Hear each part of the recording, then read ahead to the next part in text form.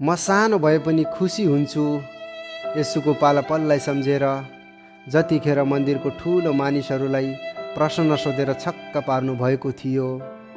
म जवान भए पनि आनन्दित हुन्छु जब दाहुदलाई सम्झेर, जतिखेर गोल्यातलाई मारेर इजरायलीहरूलाई मक्ख पार्नु भएको थियो। कसैले मलाई नगने पनि उत्साहित छु बेचिएर एक्लो भएको योसेफलाई सम्झेर, जतिखेर सारा मिश्रमाथि अधिकार चलाएको थियो। म दुर्बल भए पनि साहसी बन्छु सिमसोनलाई सम्झेर, जतिखेर आफ्नो शत्रुहरूलाई मारेर धेरैचोटि गलाएको थियो। धेरैचोटि समस्या आए पनि सुरक्षित छु भनी विश्वास गर्छु नोहलाई सम्झेर, जतिखेर आँधी तुफान आउँदा पनि परमेश्वरले नोहलाई सुरक्षित राख्नु भएको थियो। म एक्लो अनि बिरामी भए पनि अयुबलाई सम्झन्छु, जतिखेर मर्न लागेको अयुब परमेश्वरको कृपामा बाँच्नु भएको थियो। मलाई मानिसहरूको अगाडि बोल्न डर लागे पनि परमेश्वरलाई धन्यवाद दिन्छु जब मूसालाई सम्झन्छु, जतिखेर हजारौँ इजरायलीहरूलाई दासत्वको देशबाट निकालेर असल लिडर बन्नुभएको थियो। सबै कुराको ज्ञान नभए पनि खुसी हुन्छु सानो उमेरमा राजा बनेको सोलोमनलाई सम्झेर, जतिखेर ठुलो प्रजालाई शासन गर्ने बुद्धि दिनुहोस् भन्नुभएको थियो। दानियल जसलाई सिंहको मुखबाट बचाउनु भयो, सद्रक मेशक र अबेदनगो जसलाई दन्किरहेको आगोको भट्टीबाट बचाउनु भयो, योना जसलाई माछाको पेटभित्र सुरक्षित राख्नुभयो। तर मलाई त परमेश्वरले नरकको आगोदेखि अनि पापबाट आउने मृत्युदेखि बचाउनु भएको छ। मलाई बचाउन आफ्नै पुत्र मार्नुभयो। मानिसको लागि यसो नमर्दा परमेश्वरले मानिसको धेरै वास्ता गर्नुहुन्थ्यो, तर मेरो लागि त उहाँको प्रिय पुत्र यसो मर्नुभएको छ। त्यसैले त चाहे दागको बोटमा कुनै फुल नफुलोस्, चाहे मेरो जीवनमा कुनै सुधार नहोस्, मैले निश्चय गरेको छु रमाउन यसोमा, मैले निश्चय गरेको छु रमाउन यसोमा।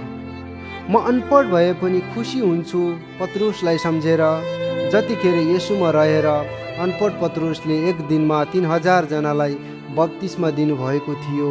म एक्लै भए पनि खुसी हुन्छु परिवारदेखि यसुलाई पछ्याउने चेला सम्झेर, जतिखेर उहाँको साथमा बसेर उहाँकै रगत र शरीर पिएको थिए।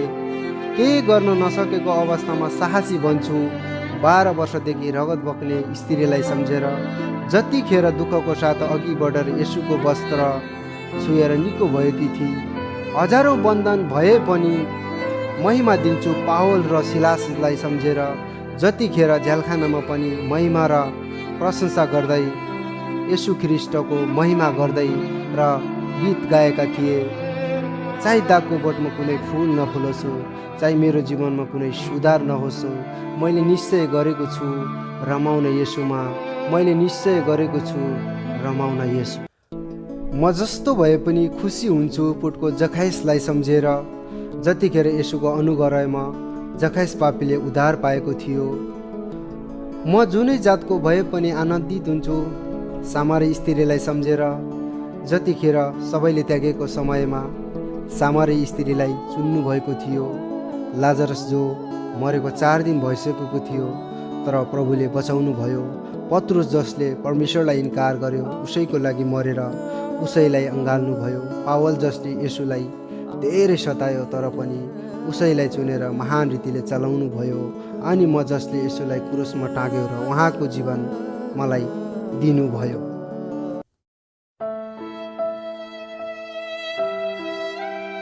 तर तपाईँलाई थाहा छ आज म धेरै खुसी छु। तपाईँलाई थाहा छ आज म धेरै खुसी छु किनभने परमेश्वरले मलाई बोलाउनु भयो, मलाई धर्मी ठहराउनु भयो, मलाई महिमित पार्नु भयो।